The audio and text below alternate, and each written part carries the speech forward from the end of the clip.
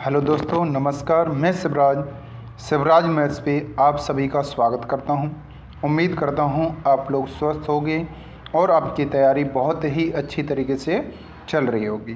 तो आज की क्लास आपके लिए बहुत ही महत्वपूर्ण होगी, क्योंकि जो आपकी क्लास है आज की, इसका सेट नंबर होगा 7। इससे पहले हम 6 क्लास को पूरी तरह से कंप्लीट कर चुके हैं और अभी तक भी जिस किसी ने उन क्लासों को नहीं देखा है तो पहले उन क्लास को जाके देखिए, आप समझिए क्वेश्चनों को, ठीक है।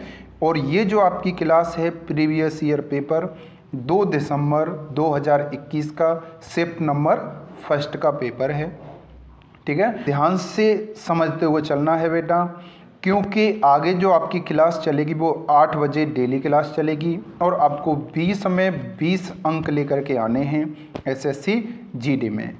इस बैच का यही पर्पस है, आप लोग अच्छे से मेहनत करिए, आपका सिलेक्शन आसान तरीके से हो जाए। चलिए बेटा, तो आज की क्लास को हम शुरू करते हैं। तो आज की क्लास का आपका पहला क्वेश्चन होगा, आपके सामने है, आपको ध्यान से पढ़ना है, फिर क्वेश्चन का आंसर देना है। ओके बेटा, चलिए देखें। सौरभ अपनी मासिक आय का 20% अपने बच्चों की शिक्षा पर खर्च करता है। वह शेष राशि का 30% परिवहन और कपड़ों पर खर्च करता है। इसके अतिरिक्त वह अपने पास शेष बची राशि का 50% किराए पर और घर के रखरखाव में खर्च करता है, ठीक है। अब देखो, क्वेश्चन को ध्यान से समझना है। लैंग्वेज इसकी बड़ी है लेकिन क्वेश्चन बहुत ही ईजी है। देखो, अब हम कह सकते हैं कि सौरभ ने, मान लीजिए, 100 रुपये उसकी इनकम है। कितनी है? x। अब उसने 20% अपने बच्चों की शिक्षा पे खर्च कर दिया। देखो, 20% की वैल्यू पता होनी चाहिए आपको फ्रैक्शन की। तो 20% की वैल्यू होती है 1/, कितनी होती है बेटा? 5। तो 5 रुपये कमाता है, 1 खर्च कर दिया, बचा कितना? 4। तो 4/, कितना हो गया बेटा? 5। यहाँ तक आगे समझ में? अब ये शेष राशि बची हुई है। अब कह रहा है वह शेष राशि 30% किस पे? परिवहन पे। तो देखो, 30% की हम वैल्यू निकालेंगे तो 30% की वैल्यू होगी 3/10, यानी 10 रुपये थे, 3 खर्च कर दिए, बचे कितने? 7। 7/, कितना कर देंगे? 10। कितने बच गए? अब इसके अतिरिक्त वह शेष बची राशि को 50% किराए पर और घर के रखरखाव में खर्च करता है, ठीक है। 50%। 50% की जो आपकी वैल्यू होगी वो आपकी कितनी होगी? 1/2। तो 2 रुपये कमाए, 1 खर्च कर दिया, बचा कितना भाई? 1/2। यहाँ तक आगे समझ में? चलिए आगे देखिए। आगे कह रहा है, इन सभी खर्चों के बाद वह अपने पास शेष बची राशि का कितना? 50% अपने माता पिता के पास भेज देता है। अब देखो, 50% की वैल्यू कितनी है? 1/, फिर से हो गई आपकी 2 रुपये थे, 1 उसने अपने माता पिता के पास पहुंचा दिया, तो बच कितना गया? देखो ध्यान से देखो, 1/, कितना हो गया बेटा? 2। यहाँ तक आगे समझ में? चलिए, अब कह रहा है, अब उसके पास कितने रुपए बचे जाते हैं टोटल? 11,200। तो 11,200। अब आपको x की वैल्यू निकालनी है। अगर आपने x की वैल्यू निकाल दी तो आपका आंसर आ जाएगा। ओके, चलिए अब देखो, इसको हम सॉल्व करते हैं, ध्यान से समझना। अब देखो, हम इसको काटते हैं। देखो, 2 दूनी 4, ध्यान से देखना। तो ये 4 से 4 कट गया। आगे बात समझ में? अब हम यहाँ से देखेंगे, देखो 7 से इसको काटो, 7 से काटेंगे कितना? 16 सत्ते 112। तो कितने बार कट गया भाई? 1600, ठीक है। आगे बात समझ में? x बराबर निकालेंगे, यहाँ कितना बच गया? देखो ध्यान से, 5 दाई 50, मल्टीपल कितना हो गया? 1600। तो 16 पंजे कितना होता है? 80। तो आपका आंसर आ गया 80,000। तो अब हम कह सकते हैं कि जो सौरभ की इनकम थी वो कितनी थी? 80,000। तो आपका ऑप्शन नंबर डी सही हो जाएगा। आगे समझ में? चलिए, इसी के साथ बढ़ते हैं नेक्स्ट क्वेश्चन की तरफ, ध्यान से समझते हुए चलना है। क्वेश्चन नंबर 2 अच्छे से करना है, बड़े ही ध्यान से। एक चीज़ हमें यहाँ सोच के चलनी है, ध्यान से समझना है। जैसे अगर a/b है, अगर आपका डिवाइड दिया जाए 2/3 से, तो a/ होगा बेटा b, गुणा करेंगे तो 3 ऊपर आ जाएगा, 2 नीचे आ जाएगा। तो गुणा में संख्या क्या होती हैं? चेंज हो जाती हैं, यानी अंश ऊपर नीचे आ जाएगा और हर नीचे से ऊपर पहुंच जाएगा। ओके, चलिए इसी प्रकार इस क्वेश्चन को हम सॉल्व करते हैं। देखो, 1/a इंटू हम करेंगे तो देखो यहाँ अनुपात का मतलब क्या होता है, जैसे अगर मैं यहाँ लिखूँ a/b, इसका मतलब होगा a/b। ठीक है, आगे बात समझ में। तो इसी प्रकार हमें इसको सॉल्व करना है। तो अपॉन में, अब देखो अपॉन में लेके जाएंगे तो डिवाइड होगा, तो यहाँ पर क्या हो जाएगा 7 बराबर 1/3.43 इंटू करेंगे तो a कहाँ पहुँच जाएगा ऊपर। अब देखो a का गुणा इस a से करेंगे, a का वर्ग हो गया बराबर। अब देखो 7 का गुणा इधर करेंगे, 7 × 3 पॉइंट यहाँ से हटा देंगे तो अपॉन में क्या आ जाएगा बेटा 2 0। ठीक है, यहाँ तक आगे समझ में। अब हम a की बात करेंगे तो ये पूरा अंडर रूट में हो जाएगा। ठीक है, अच्छे समझना है। तो ये 7, अगर मैं इसको लिखना चाहूँगा तो 7 का क्यूब होता है ये। ठीक है, अपॉन इस 100 को अंडर रूट में करेंगे तो कितना 10 गुणा में 10। यहाँ तक आगे समझ में। चलिए अब देखिए ऊपर से हम बाहर निकालेंगे, 2 2 का पेयर बनना है। ठीक है, तो 7 इंटू में 7 उनमें बेटा कितना होगा 10, 7 7 49 बट्टे में 10, 10 का भाग देंगे तो आपका आंसर आ जाएगा 4.9। तो आपका ऑप्शन नंबर सही होगा बेटा, बी ऑप्शन सही हो जाएगा। आ गया समझ में। चलिए नेक्स्ट पढ़ते हैं, ध्यान से समझना है। ठीक है, कोई समस्या नहीं है, अच्छे से बस क्वेश्चन को पढ़ते चले। ठीक है, अब देखो क्वेश्चन नंबर 3। एक विक्रेता किसी वस्तु को उसके अंकित मूल्य पर 13% की छूट देकर बेचता है और उसे 20% लाभ प्राप्त होता है। यदि वस्तु के क्रय मूल्य में 10% की वृद्धि होती तो उसे अंकित मूल्य पर अब कितने प्रतिशत की छूट देनी चाहिए ताकि पहले जितना ही लाभ प्रतिशत अर्जित किया जा सके। देखो बेटा ध्यान से समझना। अब यहाँ से बात की जा रही है, अगर मैं सीपी की और एमआरपी के रिलेशन की अगर मैं बात करूँ, पहले क्वेश्चन को समझो। सीपी और क्या होगा बेटा एमआरपी। तो सीपी हमारा होता है 100% माइनस के डिस्काउंट परसेंट, और एमआरपी होगा आपका 100% प्लस प्रॉफिट परसेंट। अगर प्लस है तो प्रॉफिट, यानी प्रॉफिट होगा तो प्लस करेंगे, अगर माइनस होगा तो यहाँ क्या कर देंगे लॉस। चलिए आगे देखें। अब 100 में से हम क्या घटाएंगे d% घटाएंगे तो कितना बचेगा 87। यहाँ तक आगे समझ में। 100 में प्रॉफिट जोड़ेंगे 20 का कितना हो गया 120। ठीक है, आगे कह रहा है यदि वस्तु का क्रय मूल्य 10% बढ़ा दिया जाए। क्रय मूल्य 87 था, 10% बढ़ गया तो कितना हो गया 110 बट्टे में 100। यहाँ तक आ गया। अब ये नया क्रय मूल्य हो गया। अब कह रहा है उसे अंकित मूल्य पर अब कितने प्रतिशत की छूट देनी चाहिए ताकि पहले जितना ही लाभ परसेंट हो। पहले लाभ हो रहा था 20 का, तो अब भी कितने का होना चाहिए बेटा 20 का। तो 120 बट्टे में कितना आ गया 100। तो अब ये हो गया। ठीक है, अब यहाँ से देखेंगे इधर ये एमआरपी हो गया।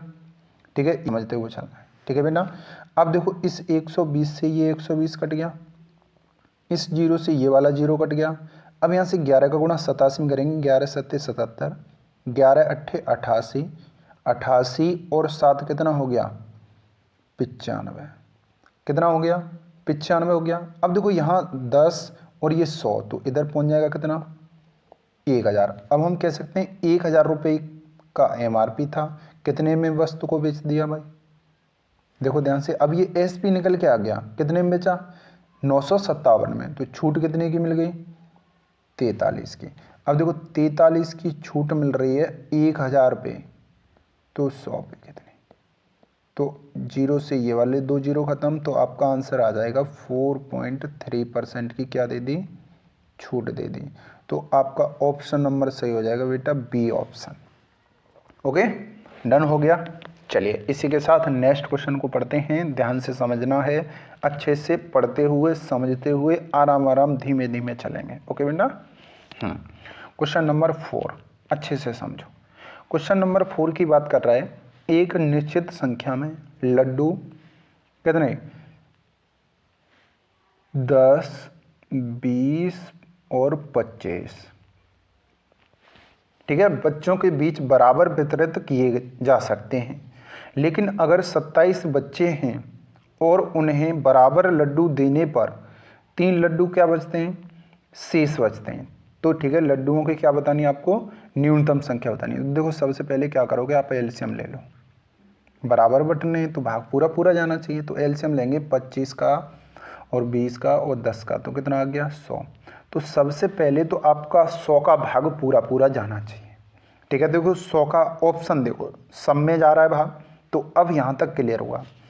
अब 100 का भाग सब में जा रहा है तो ऑप्शन सब हो सकते हैं। ठीक है, अब क्वेश्चन में कह रहा है अगर 27 बच्चे हों, अगर मान लिया हमने 100 लड्डू हैं तो 27 का अगर हम 100 में भाग देंगे, ठीक है, जो भी आंसर आएगा उस आंसर में अगर आप किससे 27 से डिवाइड करते हो तो रिमाइंडर बचना चाहिए बेटा कितना, 3। कितना रिमाइंडर आना चाहिए, 3। अब देखो 100 में 27 का भाग देंगे 3 नहीं बचेगा, ये गलत।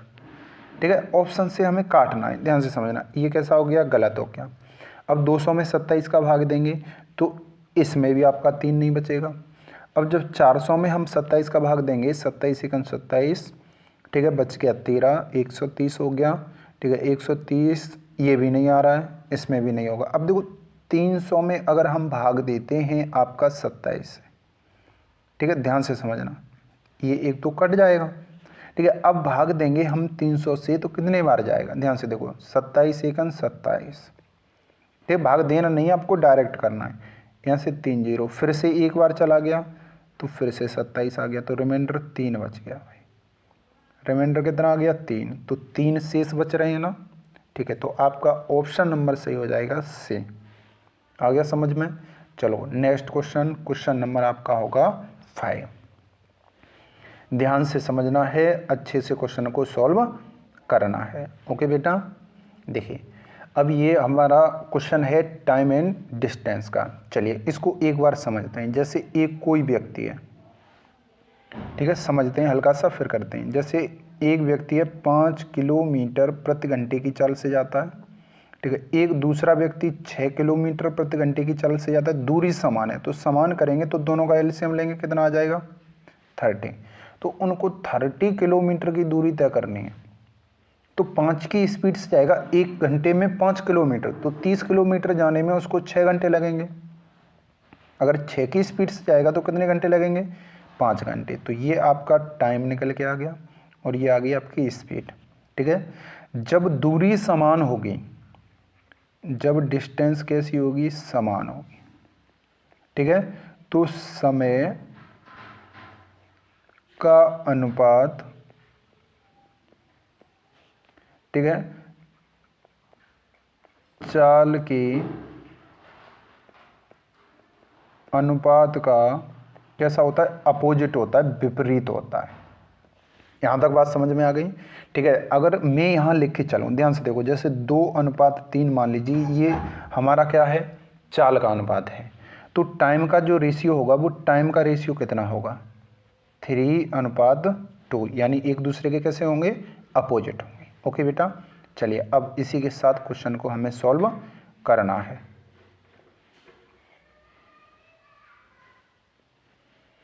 चलिए बेटा देखो, इधर से मैं इसको नोट करके चलना है आपको, इस चीज़ को देखो। अब कह रहा है एक व्यक्ति को उसकी सामान्य चाल की 3/4 चाल से चलते हुए एक निश्चित दूरी को तय करने में लगने वाला समय उसकी सामान्य चाल पर उसी दूरी को तय करने में लगे समय से 1 घंटा 40 मिनट अधिक है। देखो वह चाल सामान्य चाल की कितनी कर रहा है, 3/4, मतलब उसकी जो सामान्य चाल थी, ठीक है, नॉर्मल स्पीड, वो कितनी थी, 4। अब जो लास्ट स्पीड हो गई, अंतिम जो उसकी चाल हो गई, वो कितनी हो गई, 3। ध्यान से समझना, यहाँ तक आगे समझ में। प्रारंभ में उसकी नॉर्मल स्पीड थी, वो कितनी थी, 4। अब उसने कम कर ली, 3 हो गई। अब ये स्पीड का रेशियो है, अगर मैं टाइम का रेशियो निकालूंगा तो यहाँ से कितना होगा, 3:4। अभी मैंने क्या लिखा है, देखो इधर, समय का अनुपात, ठीक है, चाल के अनुपात का कैसा होता है, अपोजिट होता है, विपरीत होता है। अब अगर वह अपनी नॉर्मल स्पीड से जाता है तो उसको 3 घंटे का समय लगेगा, अगर वह अंतिम चाल से जाता है तो 4 घंटे का समय लगेगा। कितना ज़्यादा लग रहा है, 1, और आपको 1 की वैल्यू दे रहा है 1 घंटा 40 मिनट। 1 घंटा तो हो गया, 40 मिनट को हम घंटे में चेंज करेंगे, 60 का भाग देंगे, कितना हो गया, 20 दूनी 40, 20 तिया 60, तो एक सही में हो जाएगा क्योंकि 1 घंटा कितना है 40 मिनट। तो 2 3 एकन 3 और 2 5/3 घंटे, तो एक की वैल्यू आ गई बेटा 5/3 घंटे। अब हमें क्या पूछ रहा है, उस व्यक्ति को उसकी सामान्य चाल से उसी दूरी को तय करने पर। देखो सामान्य चाल से चलेगा तो 3 घंटे लग रहे हैं, तो आपको 3 की वैल्यू बता देनी है। 3 का गुणा कर देंगे तो आपका आ जाएगा 5 घंटे। अगर वह सामान्य चाल से उस दूरी को तय करता है तो कितने घंटे लगेंगे, 5 घंटे। आ गया समझ में। चलिए नेक्स्ट क्वेश्चन देखिए, ध्यान से समझना है, ठीक है। इस चीज़ को यहाँ से समझते हुए चलना है कि ये जो चीज़ है ना कि समय का अनुपात चाल के अनुपात का कैसा होता है, विपरीत होता है, ठीक है। तो क्वेश्चन को आसानी से सॉल्व कर दो, ठीक है। नेक्स्ट क्वेश्चन नंबर आपके सामने है 6 नंबर। एक छात्र 3 घंटे में 30 किलोमीटर की दूरी तय करता है, ठीक है। कितने घंटे में, 3 घंटे में, ठीक है। अब ध्यान से देखो, कुछ दूरी कैसे जा रहा है, 4 किलोमीटर प्रति घंटे की चाल से पैदल। देखो उसकी पैदल जो चाल है वो कितनी है, 4 किलोमीटर प्रति घंटा, ठीक है। अब बाद बाकी किससे जा रहा है, साइकिल से। तो जो उसकी साइकिल की चाल है वो कितनी है, 12 किलोमीटर प्रति घंटा। और पूरी दूरी को तय करने में उसको 30 किलोमीटर की दूरी तय करने में 3 घंटे लगते हैं, ठीक है। तो उसकी जो स्पीड निकल के आ गई वो कितनी आ गई, 10 किलोमीटर प्रति घंटा। तो आप बीच में रख दोगे कितना, 10। आगे समझ में। एलिगेशन से क्वेश्चन को कर दो। अब क्या करते हैं, बड़े से छोटा घटाना है, ठीक है, यही तो करना है। अब देखो बड़े से छोटा घटाएंगे, 10 में से 4 घटाएंगे कितना बच गया, 6। यहाँ से हम 12 में से घटाएंगे कितना बच गया, 2। अब आपको पूछ क्या रहा है, पैदल और साइकिल द्वारा तय की गई दूरी का अनुपात पूछ रहा है। ये अनुपात निकला समय का, टाइम किसका रेशियो निकला, ये समय का, ठीक है। अपॉन में समय है ये वाला, तो समय का रेशियो निकल के आ गया। अब हम दूरी बराबर निकालेंगे s इंटू टी। देखो 4 की स्पीड से जा रहा है तो कितना समय लग रहा है, 2 घंटे। तो 4 दूनी 8, इधर से करेंगे 12 छक्के 72। ये आपका रेशियो निकल के आ गया किसका, दूरी का। तो 8 9 72, तो यहाँ 9 हो गया, यहाँ पर हो गया बेटा 1। तो आपका ऑप्शन सही हो जाएगा 1:9। तो बी ऑप्शन आपका करेक्ट हो जाएगा, ठीक है। चलिए अब इसी के साथ देखते हैं हम नेक्स्ट क्वेश्चन नंबर होगा आपका 7। 6,000 रुपये की धनराशि के लिए 5% वार्षिक ब्याज दर पर 2 वर्ष में प्राप्त साधारण ब्याज और वार्षिक रूप से चक्रवृद्धि ब्याज, ठीक है, का अंतर आपने बताना है। देखो ध्यान से देखो, कितने रुपए की राशि है, 6,000 रुपये की।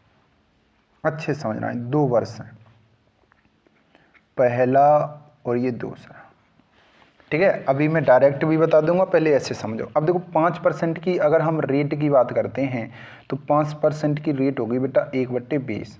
तो इसका 1/20 हम 20 निकालेंगे और इसका भी हमें क्या करना होगा, 1/20। तो 1/20 करेंगे तो कितना आ जाएगा, 300। यहाँ से भी कितना आ गया, 300। अब इस 300 का 1/20 करेंगे तो कितना आ जाएगा, ठीक है, 20 का भाग देंगे 15। तो जो आपका अंतर निकल के आ गया CI माइनस SI। पहली जो आपकी लाइन होती है वो आपकी होती है साधारण ब्याज, और पहली लाइन को छोड़ के जो भी बचता है वही आपका CI माइनस क्या होगा, SI। कितना आ जाएगा, 15 रुपये। तो आपका ऑप्शन नंबर सही होगा बेटा A। आगे समझ में। चलिए एक और तरीका इसका मैं यहाँ डायरेक्ट बता देता हूँ। अगर आपकी 2 वर्ष का समय हो और रेट दे रखी हो कितनी, 5%, तो 5 गुणा में 5/100, यही आपका क्या होगा, CI माइनस SI का डिफरेंस होगा, ठीक है। और ये किसका होगा, ये आपका होगा टोटल प्रिंसिपल का। तो प्रिंसिपल 6,000 है तो 6,000 का निकाल दो, 1 2 1 2, परसेंट में यहाँ से हटाऊंगा तो बट्टे में कितना आएगा, 100, ठीक है। अब देखो इससे ये एक और 0 काट दो, 5 से ये कट गया 2 बार, ठीक है, 2 से कट गया 3 बार, और 5 से कितना हो गया, 15। तो आपका आंसर आ गया कितना, 15, ठीक है। चलिए नेक्स्ट क्वेश्चन देखते हैं, क्वेश्चन नंबर आपका 8। ये चीज़ समझ में आ गई। चलो आ जाओ, क्वेश्चन नंबर 8 आपके सामने है, अच्छे से पढ़ना है और अच्छे से सॉल्व करना है, ठीक है। रजिया की आय रेहाना की आय से 20% कम है, ठीक है, देखो ध्यान से, ये कौन है, सजिया, ठीक है, और कौन है, रेहाना। ध्यान से देखना है, ठीक है। सजिया की आय रेहाना की आय से 20% कम है। अब 20% की वैल्यू हम निकालेंगे तो 20% की वैल्यू हो गई 1/5। अगर रेहाना की उम्र 5 वर्ष है तो इसकी 1 कम है, तो कम होगी तो कितनी होगी बेटा, 4 होगी। अब कह रहा है रेहाना की आय साजिया की आय से कितने अधिक है। देखो कितनी अधिक है, 1 अधिक कम वाले से होगा, मतलब 1 अधिक है 4 से, तो 100 से कितना, तो कितने बार कट गया, 25 बार, तो कितने परसेंट, 25% कैसी होगी, अधिक होगी। आगे बात समझ में, तो आपका ऑप्शन नंबर जो होगा वो सही हो जाएगा, आपका डी ऑप्शन। ओके, चलिए नेक्स्ट क्वेश्चन देखिए, क्वेश्चन नंबर 9। 3 वर्ष पहले एक फ्लैट का मूल्य कितना था भाई, देखो ध्यान से देखो,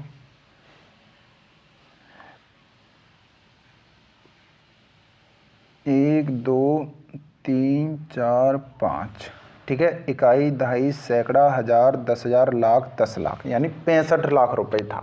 कब था, 3 वर्ष पहले था, ठीक है। पहले वर्ष, दूसरे वर्ष और तीसरे वर्ष क्रमशः, ठीक है,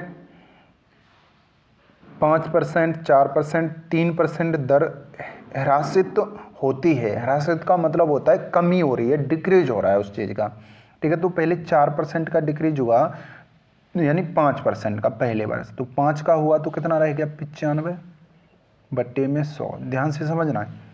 आगे 4% का हुआ तो कितना रह गया, 96, 100 था तो कितना रह गया, 96, ठीक है। आगे 3% तो कितना हो गया, 97 बट्टे में हो गया बेटा 100।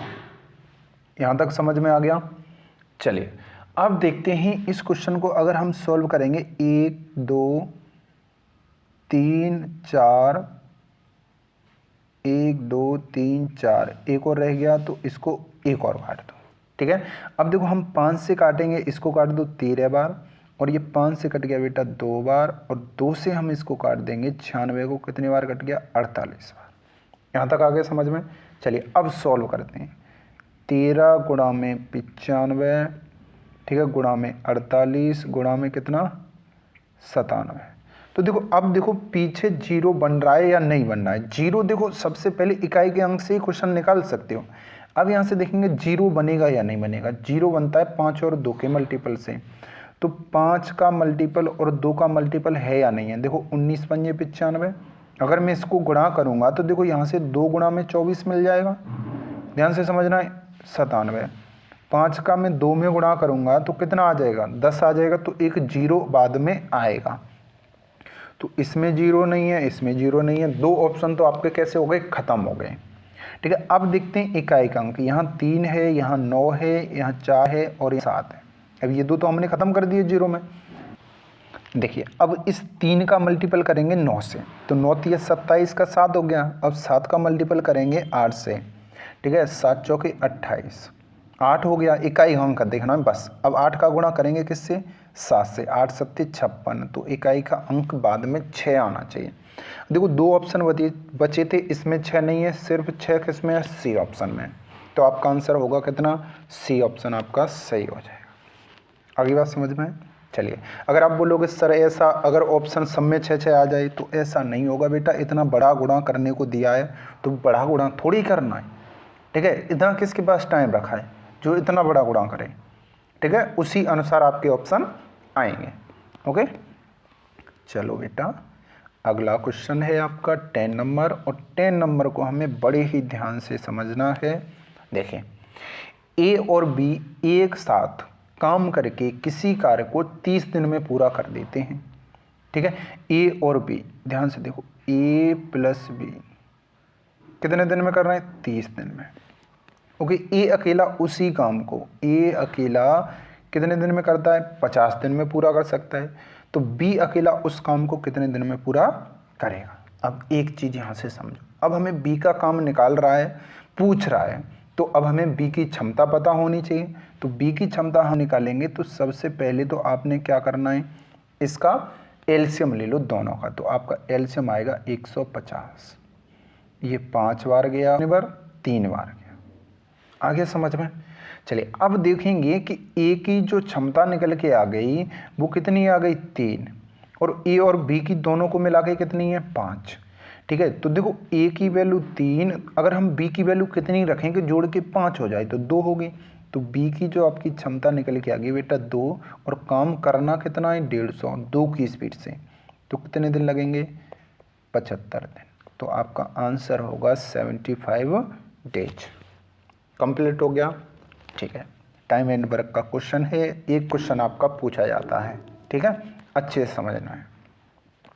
आ जाइए बेटा नेक्स्ट क्वेश्चन, क्वेश्चन नंबर 11। ठीक है, 11 को हमें पढ़ना है, समझना है और क्वेश्चन का आंसर देना है। ठीक है, देखो आंसर बताओ, सब लोग कमेंट में आंसर बताइए जल्दी से। ओके बेटा, देखो 11 नंबर क्वेश्चन है आपका, सुमेर ने 800 रुपये प्रति कुर्सी के मूल्य पर 6 कुर्सी खरीदी उसने। देखो एक कुर्सी 800 रुपये की, तो 6 कुर्सी कितने की हो गई? 4800 रुपये की। ध्यान से समझना है। और उसने 1200 रुपये की एक मेज खरीदी, तो 1200 रुपये अगर हम इसमें ऐड कर देंगे तो कितने आ गए टोटल? 6000 रुपये। तो कह सकते हैं कि 6000 रुपये में उसने 6 कुर्सी खरीदी और एक मेज खरीदी। ठीक है, आगे पढ़ो। उसने सभी कुर्सियों और मेज को 7200 रुपये में बेच दिया। ये तो सीपी था इसका। अब यहाँ कह रहा है कि एसपी सबको मिलाया उस 72 यानी 7200 रुपये में क्या कर दिया बेटा? बेच दिया। तो प्रॉफिट कितने का हो गया? 7200 में से हम 6000 घटा देंगे तो 1200 का लाभ हुआ। और लाभ हमेशा किस पे होता है? लाभ हमेशा आपका सीपी पे होता है। तो सीपी कितना है? 6000। तो परसेंट निकालेंगे, गुणा में कितना हो गया? 100। 1 2 3, 1 2 3 और इससे कट गया 6 दूनी 12, तो आ गया बेटा 20% का क्या हो गया? प्रॉफिट हो गया। ठीक है, तो कितने परसेंट का प्रॉफिट हुआ? 20% का। आ गया समझ में? कोई दिक्कत तो नहीं है? चलिए नेक्स्ट क्वेश्चन देखिए, बड़े ही ध्यान से समझना है। ठीक है, अब देखो बाद में क्वेश्चन आपने इतने सेट लगा लिए, 6 सेट आपके लग चुके हैं और ये 7वां सेट है। आपने देखा होगा कि शुरू में कुछ क्वेश्चन जो होंगे आपके बड़े बड़े थे और लास्ट में कुछ क्वेश्चन छोटे छोटे आए। ठीक है, तो आप हमेशा जब भी एग्जाम देने जाएं तो जो क्वेश्चन आसान हो, जो आपको ऐसा लगे कि कोई क्वेश्चन बड़ा है, हमसे 1 मिनट से ज़्यादा भी समय लेगा, तो उसको छोड़ दीजिए, आप करिए मत। अब कब करोगे उस क्वेश्चन को? जब बाद में करोगे, सबसे एंड में आके। ठीक है, चलिए अब देखो सिंप्लीफिकेशन का क्वेश्चन है, आपको ध्यान से करना है, मैं यहीं कहीं तोड़ रहा हूँ। देखो अगर हम बात करते हैं, इसको सॉल्व करें। 7 दूनी कितना हो गया बेटा? 14 और 6 कितना हो गया? 20। तो मैं यहाँ से लिखूंगा कि 20 बट्टे कितना हो गया? 7। ठीक है, अब देखो ऑफ, अब यहाँ से इसको तोड़ेंगे, 5 चौके 20 और 21 बट्टे कितना हो गया? 5। यहाँ तक आ गया समझ में? चलिए ये ब्रैकेट है। अब देखो यहाँ डिवाइड है, तो डिवाइड को अभी डिवाइड रहने दो, कितना होगा? 2/3। चलिए आगे मल्टीपल, 9 पंजे 45 और 1 कितना हो गया बेटा? 46, भट्टे में कितना आ गया? 9, डिवाइड। ठीक है, अब इस ब्रैकेट को पूरे को सॉल्व करिए। अब इस ब्रैकेट को हम सॉल्व करेंगे एक बार, तो कितना होगा? 3/4। ठीक है, गुणा 3 दूनी 6 और 2 कितना हो गया बेटा? 8/3 ऑफ 1/2 डिवाइड 1/4। तो सबसे पहले हम किसको सॉल्व करते हैं? ऑफ को। ऑफ को करेंगे, इससे ये कट गया 4 बार, 7 से ये कट गया 3 बार। ठीक है, तो यहाँ पर आ गया 4 3 12। अब डिवाइड करेंगे तो ऊपर 3 आ गया, नीचे 2 आ जाएगा। इतना सॉल्व हो गया। ठीक है, इसको बंद कर दो। मल्टीपल, ध्यान से देखना है। अब मल्टीपल ये कितना है? 46/9। अब डिवाइड, सबसे पहले इस ब्रैकेट को आप क्या कर लेंगे? सॉल्व कर लेंगे एक बार। अब सबसे पहले ऑफ को सॉल्व करेंगे, तो इससे कट गया कितने बार? 4 बार। यहाँ डिवाइड है, अभी अगली बार स्टेप में करते हैं। देखो अब यहाँ से क्या करना है, अब हमें अब मल्टीपल करेंगे तो देखो 4 से 4 कट गया, 3 से 3 कट गया। यहाँ तक आगे समझ में? अब यहाँ क्या बच गया, 1 बच गया, तो 1 में हम डिवाइड करेंगे 1/4 से, तो 4 ऊपर आ जाएगा, 1 नीचे आ जाएगा। ठीक है, अब इससे कट गया ये 6 बार, 6 दिया कितना हो गया 18, गुणा में 46/9। अब हम गुणा का चिन्ह लगाएंगे, डिवाइड है तो ये जो ऊपर 4 है ऊपर की संख्या नीचे आ जाएगी, 1/4 हो गया। अब देखो सॉल्व कर दो ध्यान से, काटो भाई, 9 दूनी 18, 2 से कट गया ये 2 बार, 2 से कट गया ये 23 बार, 46, तो आंसर आ गया आपका कितना 23। आ गया समझ में? तो ऑप्शन नंबर आपका सही होगा बेटा डी ऑप्शन। ठीक है, कोई दिक्कत तो नहीं है किसी को, अच्छे से समझ में आ रहा है। चलिए नेक्स्ट बढ़ते हैं आज की क्लास में। ठीक है, ध्यान से समझना है कि शायद इसमें फ़ोटो नहीं आ रहा है। ठीक है, अगली नेक्स्ट क्लास से देखते हैं, ध्यान से समझना है, सिर्फ आपको पढ़ना है। ठीक है, अच्छे से चलिए देखो आगे। क्वेश्चन नंबर आपका होगा 13 बेटा। तो 13 क्वेश्चन को अब हम पढ़ते हैं और ध्यान से हमें देखना है।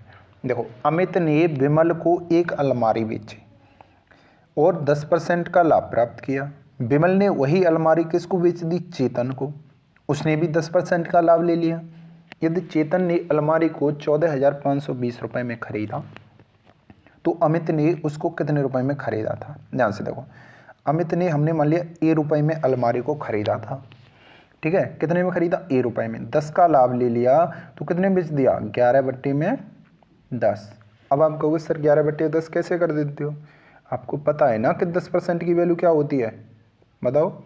10% की वैल्यू होती है 1/10, तो ये आपका CP होगा और 1 का प्रॉफिट हो गया, तो कितने में बेच दिया? 11/10 में।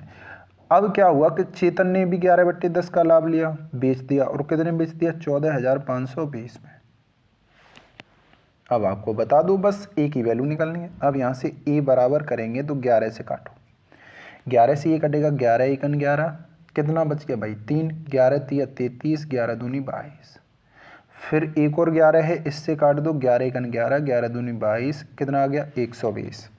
अब देखो 120, ये 10 और ये 10 इधर जाएगा तो मल्टीपल हो जाएगा, तो कितना आ गया? 12,000। तो ए ने उस वस्तु को कितने रुपए में खरीदा था?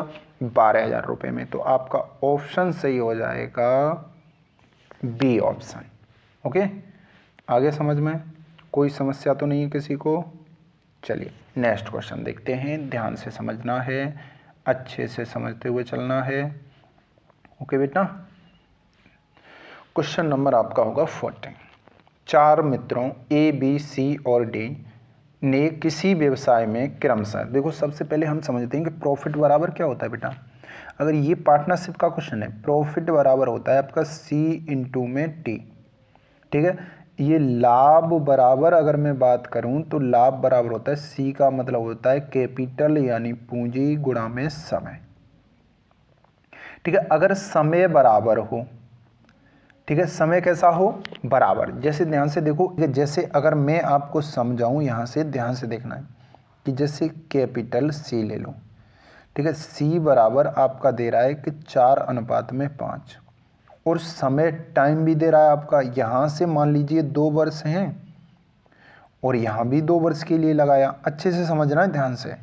तो अब हम प्रॉफिट निकालेंगे, तो प्रॉफिट बराबर है C इंटू में टी। तो 4 और 2 का गुणा करेंगे, 4 दूनी 8, 5 दूनी 10, तो रेशियो निकालेंगे बेटा, तो ये भी 4 और कितना आ जाएगा? 5। जब समय समान होगा, आ रही ना बात समझ में? तो लाभ का जो अनुपात होगा वो पूंजी के अनुपात का कैसा होगा?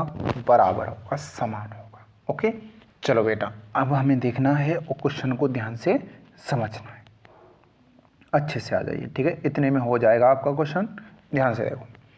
अब ए, बी और सी और डी 3:7:9 कितना है? 13। यहाँ तक हो गया। अब क्वेश्चन में कह रहा है सी के लाभ का हिस्सा कितना है। अब देखो, यही पूंजी का रेशियो हुआ और यही आपका किसका होगा? प्रॉफिट का, क्योंकि समय समान समय के लिए लगा रहे हैं। अब आप बोलोगे सर इसमें समय तो दिया नहीं। जब समय नहीं दिया है तो समान समय के लिए ही लगा रहे हैं। ओके, अब देखो सी की वैल्यू दे रहा है, सी ने कितने रुपए लगाए? 8,910, तो 9 की वैल्यू 8,910 हो गई। अब आपको क्या पूछ रहा है, ए और बी के लाभ का कुल हिस्सा बताओ। ए और बी के लाभ का कुल हिस्सा कितना है, 10। ठीक है, कितना हो गया, 10। अब देखो 9 की वैल्यू ये है, 9 1 की वैल्यू निकालेंगे 9 का भाग, हमें 10 की वैल्यू चाहिए, किसका गुणा कर देंगे, 10 का, यही आंसर होगा। अब आप 9 से काटो इसको, 9 से काटेंगे, 9 निन्मे 81 हो गया, कितना बच गया, 8, 9 निन्मे 81 0, तो आपका आंसर आ गया 0 0 यानी 9900 रुपये। यानी 10 का गुणा हम करेंगे तो कितना आ गया, 9900। तो आपका ऑप्शन नंबर सही हो जाएगा बेटा, सी ऑप्शन। आगे बात समझ में। चलिए इसी के साथ पढ़ते हैं नेक्स्ट क्वेश्चन की तरफ। क्वेश्चन नंबर है आपका 15, ध्यान से समझना है। ओके बेटा, देखो 14 मीटर लंबे और 8 मीटर चौड़े आयताकार पार्क के चारों ओर, देखो एक पार्क है, ध्यान से समझना है, ये पार्क हो गया, 14 मीटर इसकी चौड़ाई है, 8 मीटर कैसा है, ठीक है, 14 मीटर लंबाई है, 8 मीटर चौड़ाई है। ओके, इसके चारों ओर 1 मीटर का क्या बनाया गया है, रास्ता बनाया गया। ध्यान से देखो, इसके चारों ओर हमने बना दिया, 1 मीटर का रास्ता है, अच्छे से समझना। अब मैं इसकी लंबाई की बात करूंगा पूरे की, तो कितना होगा, देखो 1 मीटर यहाँ से बढ़ गया, 1 मीटर यहाँ से बढ़ गया, तो पूरा 2 बढ़ गया, तो 14 था, कितना हो गया, 16। अब देखो ये जो 8 थी इतनी वजह, 1 मीटर इधर बढ़ी, 1 इधर बढ़ी, तो पूरी कितनी हो गई, 10। यहाँ तक आ गया समझ में। अब हम कहेंगे रास्ते सहित पूरे का एरिया होगा, वो कितना होगा, 16 गुणा में 10। आयत का एरिया होता है लंबाई गुना चौड़ाई, एरिया इजक्वल टू होगा रेक्टेंगल का L इंटू में B हो गया। माइनस कर देंगे अंदर वाले का एरिया, इसको माइनस कर देंगे तो क्या बच जाएगा, सिर्फ रास्ता बचेगा। तो 14 गुणा में कितना कर देंगे, 8। ठीक है, 160 माइनस के 14 अट्ठे कितना होता है, 112। 112 हम इसमें से माइनस कर देंगे तो आपका आंसर आ गया 48 वर्ग मीटर। तो आपका आंसर कितना होगा, 48 वर्ग मीटर। यानी ऑप्शन नंबर आपका सही हो जाएगा, सी ऑप्शन। आ गया समझ में। चलिए नेक्स्ट क्वेश्चन देखते हैं। क्वेश्चन नंबर होगा आपका 16, ध्यान से समझना है। ठीक है, ये एक्चुअल में प्रॉफिट एंड लॉस का क्वेश्चन है। ठीक है, आपको तालिका में दे दिया गया है, ध्यान से समझो। पूछ रहा है निम्नलिखित में से कौन सा गलत है, ध्यान से समझना है। अब पहला, दूसरा, तीसरा, चौथा, अब इसमें से देखना। देखो किसी वस्तु को कितने रुपए में खरीदा, देखो 80 रुपए में खरीदा, 96 में बेच दिया गया, तो 20% का लाभ होगा, ऐसा क्वेश्चन में बोल रहा है। ये सही है या गलत है, इस चीज़ को हमें देखना है। अब देखो 80 में खरीदा, 96 में बेच दिया, तो पहले की अगर मैं बात करूं तो प्रॉफिट कितने का हुआ, 16 का। हमेशा सीपी पे होता है, तो सीपी कितना है, 80 पे, तो 100 पे कितना, 16 पंजे 80, 5 से कट गया 20 बार, 20% का बेटा क्या हो गया, प्रॉफिट हो गया। बिल्कुल सही है, लेकिन हमें पूछ रहा है कैसा, गलत, तो गलत निकालना है हमें। ठीक है, सेकंड नंबर चेक करते हैं। अब इसको ऐसे ना निकाल के आप ऐसे कर सकते, ठीक है, 20 का लाभ हुआ, 80 में खरीदे, 80 का 20% कितना होगा, 16, 16 में बेच दिया, 16 का लाभ लेकर के तो 96 में बेच दिया, बिल्कुल सही है। सेकंड नंबर चेक करते हैं। 8000 रुपये की वस्तु को कितने में बेचा, 7000 में, तो लॉस हो गया भाई कितने का, 12.5% दे रहा है ना, यानी 25/2 का लॉस हो गया। अब 8000 का 12.5% निकालो। ठीक है, ध्यान से देखो, 12.5 का मतलब 1/8, तो 1000 रुपये का लॉस हो गया। जब 1000 का लॉस हुआ है तो 7000 में बेच रहा है, बिल्कुल सही है। जब बिल्कुल सही है तो ये आंसर नहीं हो सकता, क्योंकि हमें आंसर पूछा है गलत, तो हमें जवाब चाहिए गलत। ओके, अब हम चेक करते हैं क्वेश्चन यानी 3 नंबर को। अब देखो यहाँ पर 13% का क्या हो रहा है भाई, हानि हो रही है। ठीक है, ध्यान से चेक करना है। अब देखो इसको अभी चेक नहीं करते, इसको चेक कर लो 4 नंबर को। 4 को चेक कर देंगे, 9% का लाभ हो रहा है, यानी किस पे, 1400 का कितनी परसेंट, 9% का, तो 9% निकालेंगे, 14 निम्मा कितना होता है, 126। ठीक है, अब देखो 1400 रुपये में वस्तु खरीदा, 126 का लाभ हुआ, कितने बेच दी, 1526 में, बिल्कुल सही है ये। और जो ये बच गया वही आपका कैसा होगा, गलत होगा। ठीक है, तो 3 नंबर कैसा होगा, गलत, तो 3 का आंसर कौन सा होगा, बी ऑप्शन आपका कैसा होगा, गलत। आगे बात समझ में। अगर हम निकालते हैं कि लॉस 13% का नहीं निकलेगा, कुछ और निकल के आ जाएगा। ओके बेटा, चलिए आगे देखते हैं ध्यान से। देखो बेटा, 25 और 45 के बीच आने वाली अभाज्य संख्या, सबसे पहले हमें अभाज्य संख्या पता होनी चाहिए। अभाज्य संख्या क्या होती हैं? जिन संख्याओं के केवल और केवल 2 फैक्टर होते हैं, ठीक है, या स्वयं से कटती हैं या सिर्फ 1 से कटती हैं। अब देखो 25 के बाद कौन सी अभाज्य संख्या होगी? 25 के बाद आपकी कौन सी होगी? 29 होगी। 29 के बाद 31 होगी। 31 के बाद 37 होगी। 37 के बाद 41 होगी। 41 के बाद 43 होगी। ठीक है, अब 43 के बाद कौन सी होगी? 47। लेकिन 45 से ज़्यादा है, हमें 25 और किसके बीच के चाहिए? 45 के। इनका क्या निकालना है हमें? औसत। तो योगफल बट्टे 5 संख्याएं, तो 5 से भाग दे दो, प्लस कर दो। ठीक है, सबको जोड़ेंगे एक बार। 9 और 1 10 और 7 17, 1 18, 18 3 21। ठीक है, 4 और 4 8, 8 और 3 कितना हो गया भाई? 11, 11 3 14, और 14 और 2 कितना हो गया भाई? 16, और 2 हासिल था 18, बट्टे में आ गया 5। अब भाग दे दो, 5 दिया 15, कितना बच गया? 3, 5 के 30, 1 बट्टे 5%, यानी 5 क्या निकल के आ गया? परसेंट नहीं, औसत आ गया। ठीक है, परसेंट नहीं है बेटा, ये आपका क्या निकल के आ गया? एवरेज। तो ऑप्शन नंबर आपका सही हो जाएगा, कौन सा? D option. आ गया समझ में? चलिए नेक्स्ट क्वेश्चन देखते हैं। ध्यान से समझना है। निम्नलिखित समीकरण का मान ज्ञात कीजिए। अब देखो, ये आपका सिंप्लीफिकेशन ऑफ, पहले लिख लेता हूँ, ठीक है, फिर सॉल्व कर दें। छोटा सा क्वेश्चन है, 1/14 गुणा में 2 डिवाइड 1। सबसे पहले सॉल्व करते हैं का को, यानी ऑफ को। तो ऑफ को हम सॉल्व करेंगे तो 5 से 5 कट गया, यहाँ कितना बच गया? 2/7 प्लस 3/7। अब भाग को सॉल्व करेंगे तो 1 का भाग देंगे 2 में, 2 आ गया। अब 2 का गुणा करेंगे 7, तो माइनस कितना आ गया? 1/7। एलसीएम लेंगे, कितना आ गया? 7, बराबर है सब जगह। 2 और 3 जोड़ेंगे, 5 में से 1 घटाएंगे बेटा, बच गया 4, 4 बट्टे आ गया 7। तो ऑप्शन नंबर आपका सही होगा, पहला ही सही हो जाएगा, यानी 4/7। कन्फर्म हो गया। चलिए नेक्स्ट क्वेश्चन देखते हैं। नेक्स्ट क्वेश्चन होगा आपका 20 नंबर क्वेश्चन। ध्यान से समझना है। देखो, 2 पाइप एक कुंड को क्रमशः 12 और 15 घंटों में भर सकते हैं। देखो, 2 नल हैं, ए और बी, ये 12 घंटे में और ये 15 घंटे में। ध्यान से समझना है, ठीक है। एक सी नल है भाई, तीसरा नल खाली करने वाला, जो पूरी टंकी को 24 घंटे में क्या कर सकता है? खाली कर सकता है। अब देखो, सबसे पहले तो आप एलसीएम ले लो। एलसीएम लेंगे तो कितना आ गया? 120। ठीक है, यहाँ कितनी बार चला गया? यानी 10। ये कितने बार चला जाएगा? 15 8 120, 24 का देंगे 5 बार।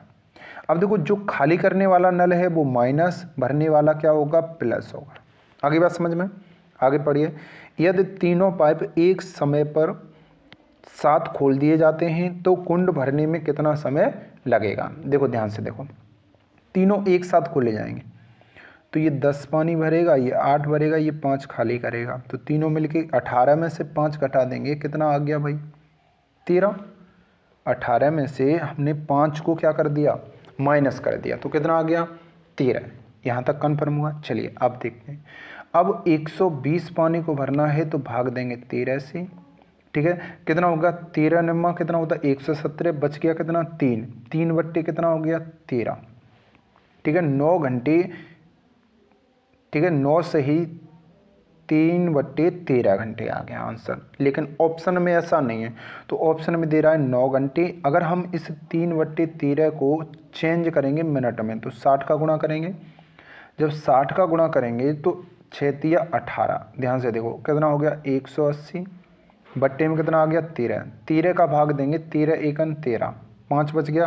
13 चौकी 52, समथिंग में इतना जा रहा है। देखो, लगभग में पूछ रहा है निकटतम मान, तो 14 मिनट। तो आपका आंसर होगा 9 घंटा 14 मिनट। कन्फर्म हो गया। चलिए नेक्स्ट क्वेश्चन देखो। क्वेश्चन नंबर है आपका 21। आप लोग आंसर बताइए इसका, जल्दी से आंसर बताओ। ठीक है, रेशियो वाला क्वेश्चन है, अच्छे से समझना है। देखिए, 1 रुपया, 2 रुपये और 5 रुपये। ठीक है, 1 रुपये, 2 रुपये और कितने रुपए? 5 रुपये। सिक्कों का अनुपात, ठीक है, 8:5:3 है। ठीक है, यहाँ सिक्कों की संख्या दे रहा है 8:5 कितना दे रहा है बेटा? 3। अगर पर्स में रखे इन सिक्कों का कुल मूल्य कितना है? 132 रुपये है। ठीक है, तो पर्स में 5 रुपये के सिक्के बताने हैं। देखो ध्यान से देखो, अगर मैं इसकी वैल्यू निकालूंगा, ये संख्या हो गई सिक्कों की, क्या हो गई? संख्या। अब मुझे कीमत चाहिए, वैल्यू चाहिए, तो वैल्यू का मतलब देखो, एक सिक्का 1 रुपये का, ध्यान से समझना। तो 8 सिक्के कितने के होंगे? 8 रुपये के। एक सिक्का 2 रुपये का, तो 5 सिक्के कितने के होंगे? 10 रुपये के। एक सिक्का 5 रुपये का, तो 3 सिक्के कितने के होंगे?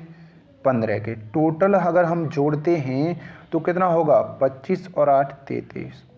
ठीक है, 33 की वैल्यू दे रहा है कितनी? 132। 3 से कट, 11 से कट गया 3 बार, 11 एकन 11, 11 दूनी 22, 3 से कट गया ये 4 बार, तो 1 की वैल्यू आ गई आपकी कितनी निकल के? 4। अब क्या पूछ रहा है? कितने रुपए के? 5 रुपये के। तो 5 रुपये की पहले तो कीमत निकाल लो। 12 पंजे कितनी आ गई? 60 रुपये। तो आपके जो 5 रुपये के सिक्के हैं, टोटल रुपए कितने? 60। अब एक सिक्का 5 रुपये का, तो 5 से भाग दे देंगे, तो 12 पंजे 60। कितने सिक्के होंगे? 12 सिक्के। तो आपका आंसर आ गया डी ऑप्शन सही हो जाएगा। ओके, चलिए नेक्स्ट क्वेश्चन देखते हैं। क्वेश्चन नंबर होगा आपका 22। देखो, 10,000 रुपये की धनराशि के लिए पहले वर्ष में 8%, दूसरे वर्ष में 10% और तीसरे वर्ष में 12% की ब्याज दर पर 3 वर्षों का चक्रवृद्धि ब्याज कितना होगा? ध्यान से समझो। देखो कितने रुपए हैं? 10,000 रुपये। अच्छे समझना बेटा। ठीक है, 10,000 रुपये हो गए। पहला वर्ष, दूसरा वर्ष और ये तीसरा वर्ष। अब हम यहाँ देखेंगे कि 8% रेट है इसकी, दूसरे वर्ष कितनी है? 10% की रेट है, तीसरे वर्ष कितनी है बेटा? 12% की रेट है। आगे समझ में? अब देखो 8% हम इसका निकालेंगे तो कितना आ जाएगा? 2 जीरो खत्म, 800 रुपये। तो यहाँ से साधारण ब्याज मिल गया कितना? सॉरी, ब्याज मिला कितना? 800। यहाँ से 10% निकालेंगे 1000, 12% निकालेंगे 1200। यहाँ तक आगे समझ में? अब हम दूसरे वर्ष जाएंगे तो जो पहले वर्ष था, जो ब्याज मिला था उस पर भी हमें क्या मिलेगा? ब्याज मिलेगा। तो 800 का दूसरे परसेंट कितना है? 10% ब्याज मिलेगा। कितना मिलेगा? 80। जब हम तीसरे वर्ष जाएंगे तो तीसरे वर्ष भी हमें क्या मिलेगा? ब्याज। तो इस 800 पर भी मिलेगा, इस 1000 पर भी मिलेगा और इस 80 पर भी मिलेगा। 800 का हम 12% निकालेंगे, 12 × 8 = 96 रुपये ब्याज मिलेगा। इसका 12% निकालेंगे तो कितना मिलेगा? 120 रुपये मिलेगा। अब हम इस 80 का 12% निकालेंगे तो देखो ध्यान से, 80 का 12%, 0 से 0 कट गया, 12 × 8 = 96, तो 9 पॉइंट कितना आ गया? 6 रुपये आपका क्या मिलेगा? ब्याज मिलेगा। आगे बात समझ में? अब आपको जोड़ देना है। ठीक है, अब हम जोड़ेंगे 800, 1000 और 1200। कितना हो गया टोटल मिला के? 1200, 800, 2000, 3000 तो हो गया। ठीक है, ध्यान से समझो, 3000। 80 और 96 को जोड़ेंगे तो ये 6 हो गया और ये हो गया 17। ठीक है, अब 120 और कितना होगा? 9.6। अब इसको ऐड कर दो, तो यहाँ से करेंगे तो ये कितना आ गया? 6 पॉइंट। ठीक है, 6 और 9 5। ऑप्शन में चेक करो, देखो 2 ऑप्शन ख़त्म। ठीक है, आगे एक और चेक करते हैं। अब यहाँ 7 और 2 9 और 1 हासिल 10, तो क्या आएगा भाई? 0 आ जाएगा। तो 0 वाला सिर्फ सी ऑप्शन है। ठीक है, अब यहाँ से 2 देखेंगे, 3 आ गया और ये 3 आ गया, तो आपका आंसर आ जाएगा 3305 रुपये 60 पैसे। तो आपका ऑप्शन नंबर सही होगा बेटा, सी ऑप्शन। चलिए नेक्स्ट क्वेश्चन देखिए। क्वेश्चन नंबर होगा आपका 23।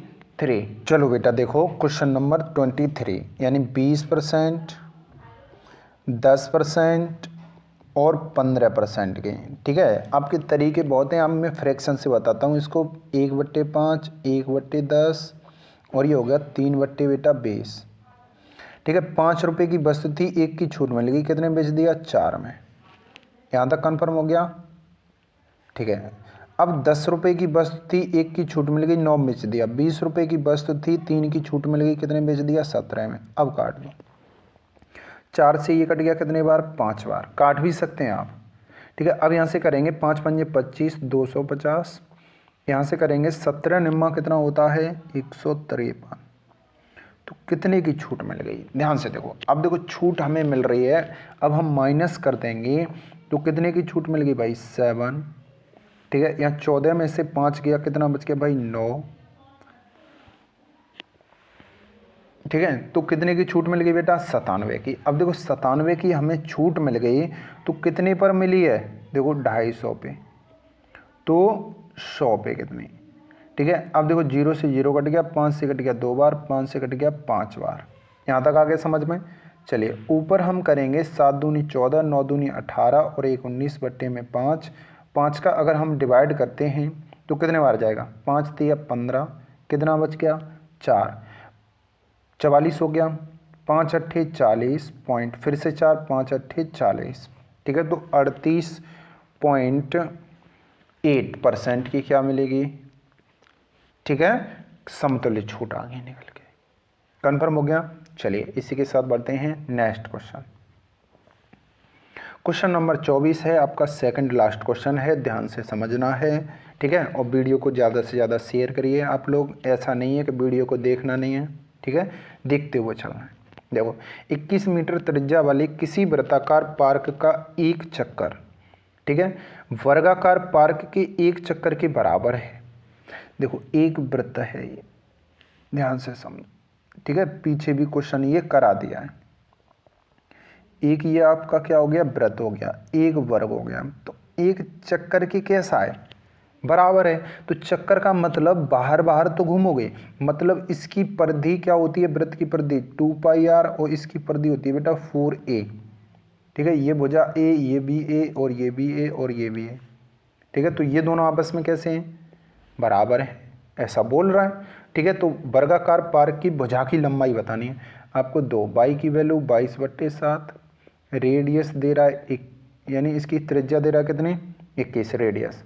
तो 4a की वैल्यू आपने निकालनी है। अब देखो काट दो, इससे कट गया 3 बार, ठीक है। अब 2 से कट गया 2 बार, 2 से कट गया बेटा ये 11 बार, 11 तिया 33, तो a की वैल्यू आ गई कितनी, 33 मीटर, ठीक है। पिछली क्लास में सेम टू सेम क्वेश्चन कराया है ये वाला, ठीक है।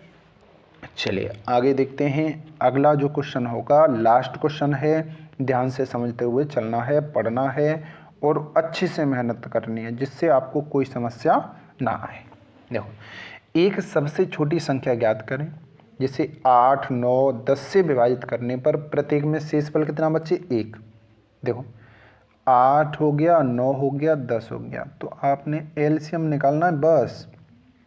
तो एलसीएम हम निकालेंगे, कितना आ जाएगा बेटा, 360, ठीक है। एलसीएम कितना आ गया, 360। अब कह रहा है कि शेषफल 1 बचना चाहिए। एलसीएम का मतलब होगा इसमें 8 का भाग भी जाएगा पूरा पूरा, यानी कोई रिमाइंडर नहीं बचेगा। 9 का भाग भी जाएगा, 10 का भी जाएगा, लेकिन रिमाइंडर बचना चाहिए कितना, 1। जब 1 बचना चाहिए तो संख्या हमें निकालनी है, तो संख्या के लिए भाई 1 प्लस कर दो, तो कितना आ गया, 361। तो आपका ऑप्शन नंबर सी हो जाएगा, सी। आ गया समझ में। चलिए तो उम्मीद करता हूँ आप लोगों को क्लास बहुत ही अच्छे तरीके से समझ में आई होगी, ठीक है।